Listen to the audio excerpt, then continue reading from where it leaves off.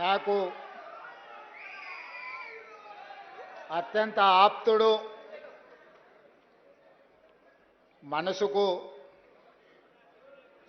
చాలా చాలా దగ్గరివాడు, అందశ్రీ గారి యాదిలో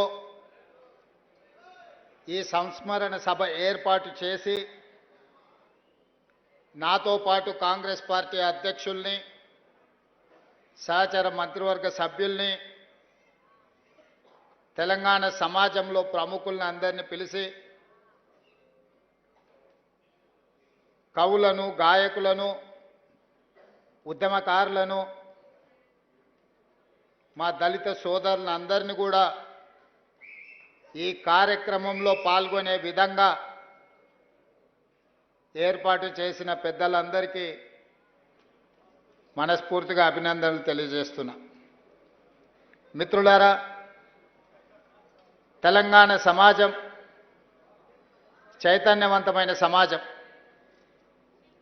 ఎంత అమాయకంగా కనిపిస్తుందో అవసరమైనప్పుడు అంతే పోరాట పటిమను ప్రదర్శిస్తుంది. రాచరికం కానీ, ఆధిపత్యం కానీ హద్దు దాటినప్పుడు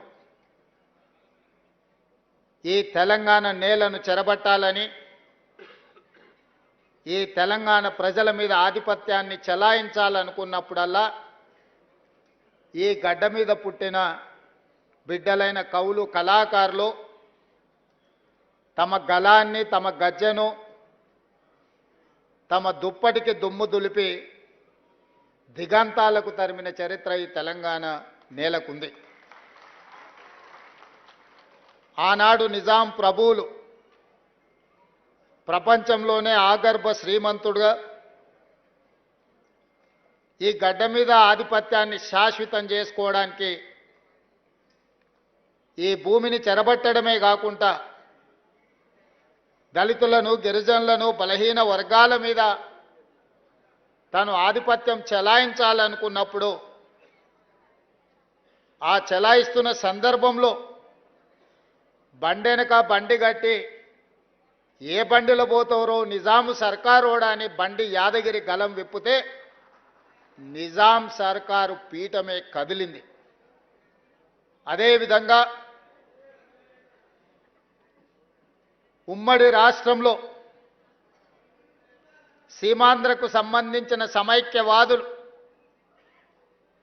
ఈ తెలంగాణ మీద ఆధిపత్యం చెలాయిస్తున్నప్పుడు ఓ గద్దరన్న, ఓ గూడ అంజన్న,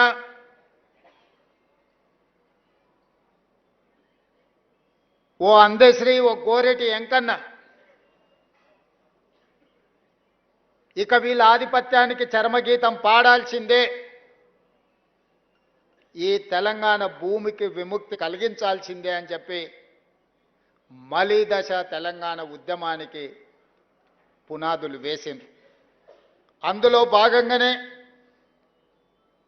బడికి వెళ్ళని, బడి ముఖమే చూడని అందశ్రీ అన్న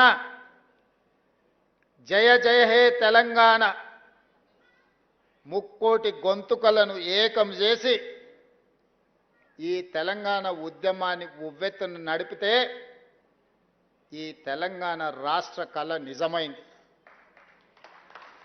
ఉస్మానియా, కాకతీయ యూనివర్సిటీలనే కాదు, ప్రపంచంలో ఏ మూలన ఉన్నా తెలంగాణ గుండెకు జయ జయ హే తెలంగాణ గీతాన్ని చేర్చి ఒక ఉద్యమ స్ఫూర్తిని రగల్చిన గొప్ప తెలంగాణ బిడ్డ అందశ్రీ. బడి ముఖమే చూడని సహజ కవి అందశ్రీ ప్రతి బడిలో ఈనాడు జయ జయ హే తెలంగాణ పాడుకునేంత గొప్ప ప్రభావాన్ని ఈ తెలంగాణ సమాజానికి అందించిండు. బాధతో, ఉద్వేగంతో నేను ఈ మాట చెప్తున్నా. వచ్చిన తెలంగాణ రాష్ట్రంలో స్ఫూర్తిని నింపి తెలంగాణ రాష్ట్రాన్ని సాధించిన జయ జయ తెలంగాణకు అధికారిక హోదా లభిస్తుంది అని ఈ వేదిక మీద ఉన్నోళ్లే కాదు 4 కోట్ల తెలంగాణ ప్రజలు ఆకాంక్షించారు. జరిగిన ఉద్యమంలో అత్యంత కీలక పాత్ర. ఏ వేదిక కట్టినా, ఏ ధూమ్ధాము పాడినా అందశ్రీ పాట లేకుండా, అందశ్రీ లేకుండా తెలంగాణ ఉద్యమం జరగలేదు. ఏ వేదిక మీదైనా, ఏ పెదాల మీదైనా జయ జయ తెలంగాణ నానకుంటా తెలంగాణ ఉద్యమం, తెలంగాణ రాష్ట్ర సాధన సాకారం కాలేదు. అలాంటి గొప్ప స్ఫూర్తి వచ్చిన తెలంగాణ రాష్ట్రంలో రాష్ట్రీయ గీతంగా తెలంగాణలో వెలుగొందుతుందని 4 కోట్ల ప్రజలు అనుకున్నప్పుడు ఆనాటి పాలకుల నిర్ణయాల వల్ల జయ హే జయ హే తెలంగాణ మూగబోయింది. అది శాశ్వతమని వాళ్ళు భ్రమపడ్డారు. ఎందుకంటే ఈ గీతం తెలంగాణ గుండెల్లో ప్రతిధ్వనించినంత కాలం తెలంగాణ ఉద్యమం ఎవరు చేసిండ్రా అంటే ఓ గద్దరన్న చేసిండు, ఓ అందశ్రీ చేసిండు, ఓ గోరె టెంకన్న చేసిండనే, ఓ జయరాజ్ చేసిండనే చర్చ వస్తుంది. కాబట్టి ఈ స్ఫూర్తి నింపిన కవుల యొక్క కవితా గానాలను ఈ తెలంగాణలో వినిపించకుండా చెయ్యాలని ఆనాటి పాలకులు కుట్ర చేసిండ్రు. నేను ఎక్కడో చదివిన పెన్నే కదా అని మన్ను కప్పితే గన్నులై మొలకెత్తుతాయని.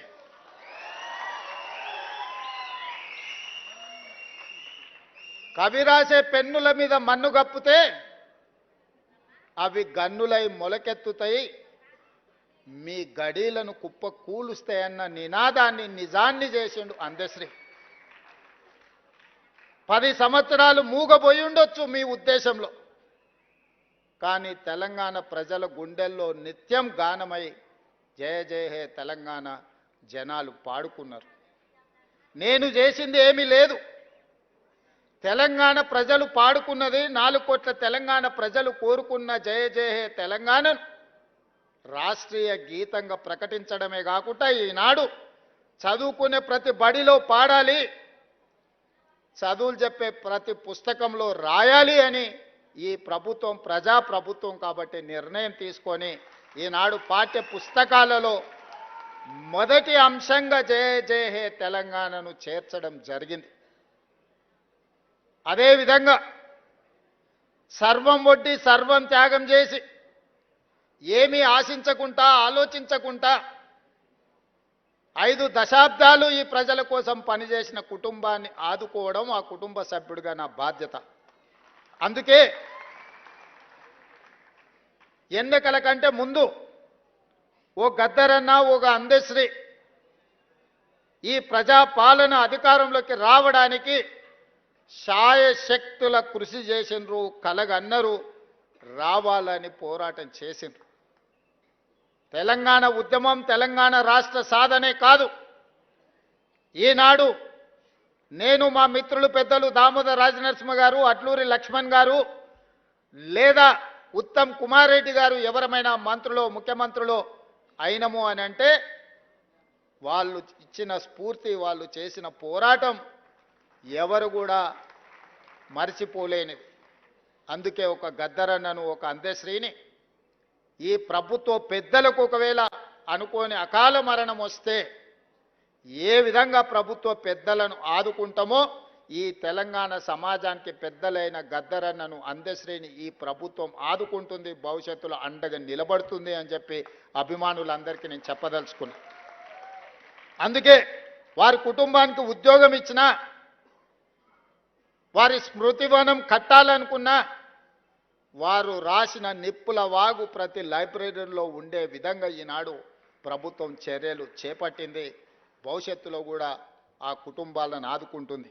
ఇదే కాదు, ప్రభుత్వం వచ్చిన మొదటి సంవత్సరం పూర్తి చేసుకున్న సందర్భంలో 9 మంది తెలంగాణ ఉద్యమకారులను, కవులను, గాయకులను సచివాలయం సాక్షిగా వాళ్ళని సన్మానించుకోవడమే కాదు, వాళ్ళను గుర్తించాలి, వాళ్ళను ఆదుకోవాలన్న ఉద్దేశంతో 300 గజాల ఇంటి స్థలాన్ని, ఎందుకంటే వీళ్ళందరూ నిలువ నీడ లేకుండా, ఒకవేళ నీడ ఉన్నా ఆ నీడను తెగనమ్మి తెలంగాణ ఉద్యమంలో వాళ్ళు భాగస్వాములు అయినరు. ఈరోజు వయసు ఉడిగిపోయింది, తిరిగి సంపాదించాలన్న సంపద ఎట్లుంటుందో, సంపాదించడం ఎలాగో తెలియలేనంతగా ప్రజలలో మమేకమైపోయిన ఆ 9 కుటుంబాలను ఈరోజు ప్రభుత్వం గుర్తించి వాళ్ళని ఆర్థికంగా ఆదుకోవడమే కాకుండా వాళ్లకు ఇళ్ల పట్టాలు ఇళ్లకు స్థలం ఇవ్వాలని అనుకున్నాం.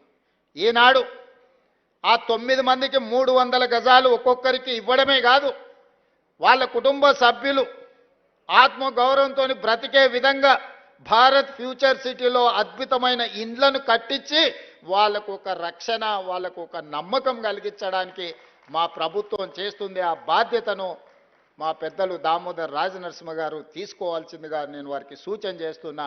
తప్పకుండా ఆ కార్యక్రమాన్ని తీసుకుంటాం.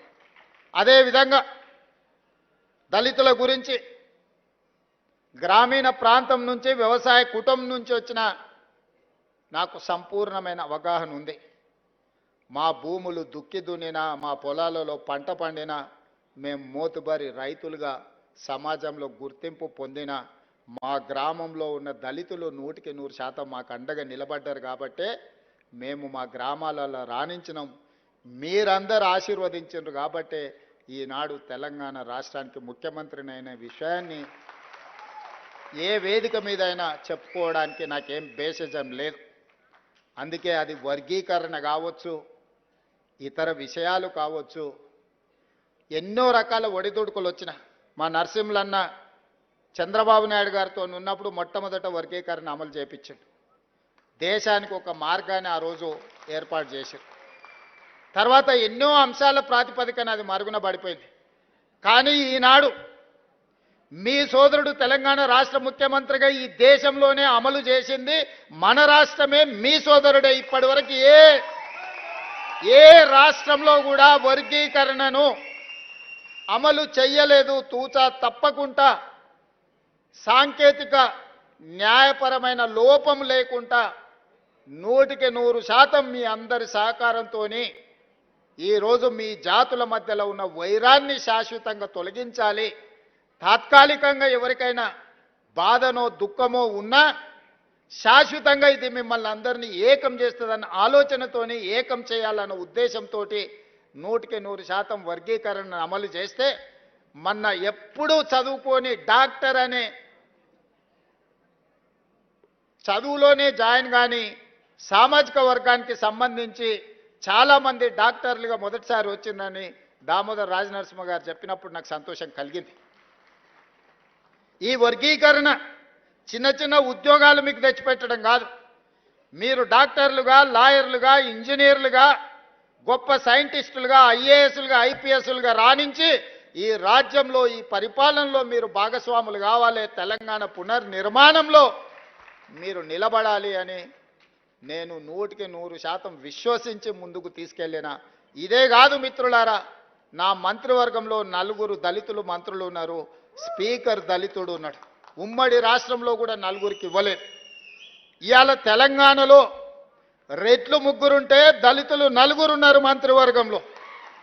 స్పీకర్ ఉన్నారు. 17% జనాభా మీరుంటే 27% మంత్రివర్గంలో ప్రాతినిధ్యం దళితులకు ఈరోజు అందించిన గిరిజనులకు కాకుండానే దళిత సామాజిక వర్గానికి ఈరోజు ఇవన్నీ చేసినాం. దీనికి ప్రధానమైన కారణం శ్రీమతి సోనియా గాంధీ, రాహుల్ గాంధీ గారు మీ పట్ల ప్రేమతో ఉన్నారు, దయతో ఉన్నారు కాబట్టే ఇవన్నీ చేయగలిగినాం. అందుకే మిత్రులారా, చాలా అంశాలు మాట్లాడేది ఉన్నది, తీసుకోవాల్సిన నిర్ణయాలు ఉన్నాయి. యాదగిరి అన్న చేసిన సూచన, నరసింహులు గారు చేసిన సూచన, ఇతర సూచనలు అన్నిటి మీద కూడా వారు సూచించినట్టుగా ఒక ప్రత్యేక సమావేశాన్ని ఏర్పాటు చేస్తాను. రీసెర్చ్కు సంబంధించి మా ఊరోడు మా కాసిం కూడా సూచన చేసిండు. తప్పకుండా ఆ సూచనల నేపథ్యంలో ఒక ప్రత్యేక సమావేశాన్ని ఏర్పాటు చేసి మీరు ఇచ్చిన సూచనల మీద ప్రభుత్వం ఏ రకమైన నిర్ణయం తీసుకోవాలనో తప్పకుండా తీసుకుంటుంది. చివరగా ఒకే ఒక్క మాట, ఎన్ని వజ్రాలున్నా కోహినూరు వజ్రానికి పోటీ లేదు. దశాబ్దాలే కాదు శతాబ్దాలు గడిచిన వజ్రాల గురించి చర్చించాల్సి వచ్చినప్పుడు కోహినూరు వజ్రాందే మొదటి స్థానం. కవులు కళాకారులు ఎంతమంది ఉన్నా, ఎవరి గురించి చర్చించినా, రేపటి తెలంగాణ చరిత్రలో కవులు కళాకారుల గురించి మాట్లాడినప్పుడు మా అందశ్రీ అన్న ఒక కోహినూరు వజ్రంగా నిలబడతాడు. అది శాశ్వతం చెయ్యడానికి ఆ కోహినూరు వజ్రాన్ని వారి కీర్తిని వారి కుటుంబాన్ని ఆదుకునే బాధ్యత నాది మా ప్రభుత్వాన్ని తెలియజేస్తూ మీ అందరి దగ్గర సెలవు తీసుకుంటున్న ధన్యవాదాలు మిత్రులారా.